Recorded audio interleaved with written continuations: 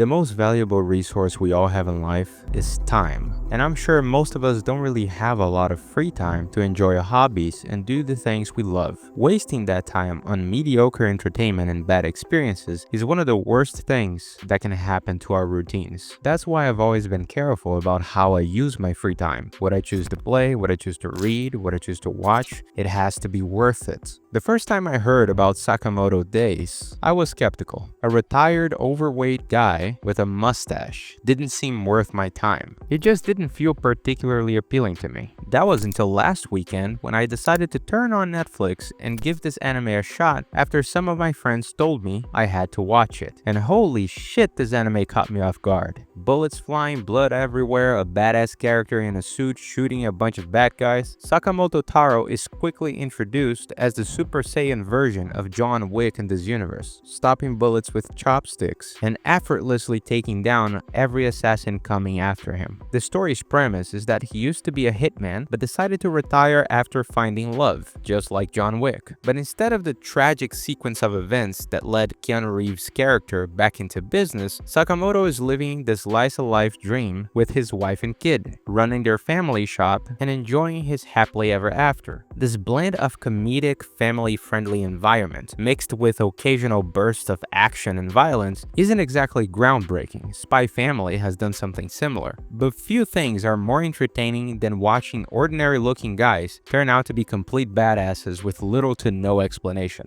The thing is, even though Sakamoto is retired, someone wants him dead, which makes sense after all, because how easy it is to escape the assassination business. So beyond simply living his peaceful life and helping out his neighbors, he also has to fend off every killer coming after him, all while following the family rules his wife enforced. Sakamoto family rule number 1, don't kill people. Pretty reasonable rule if you ask me. Makes sense. Let's act like civilized human beings here. Every time Sakamoto has to fight, he uses non-lethal methods to neutralize his targets. That kind of restriction would be a limitation for most people, but not for him. He's simply too good at his former job for that to be a problem. But if the anime was just about a fat guy kicking butt all the time, it would get boring pretty quickly. Fortunately, the plot establishes not only the mystery surrounding Japan's Assassin Association, but also other threats lurking beneath the surface. Sakamoto might be incredibly strong, but there's no guarantee he'll be able to handle the most dangerous killers coming after him. How is he going to protect his family? What role will Shin and Lu play in helping him? Who are the people pulling the strings to have him killed? And why do they want him dead? And most importantly, who the fuck is this guy? Beyond the obvious entertainment from the action and comedy, there's a real story being told here, and I believe this story has the potential to develop